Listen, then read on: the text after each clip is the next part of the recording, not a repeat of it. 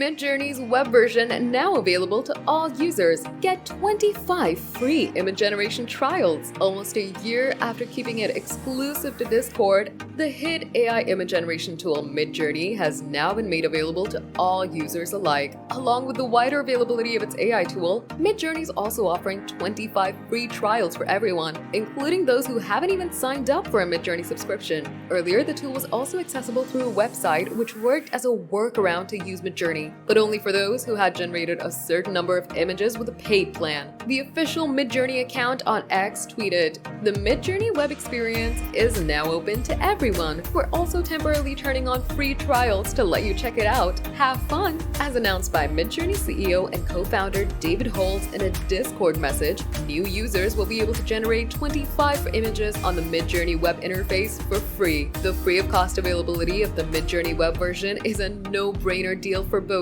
new and existing users to tap into Midjourney's features and functionalities without spending a dime.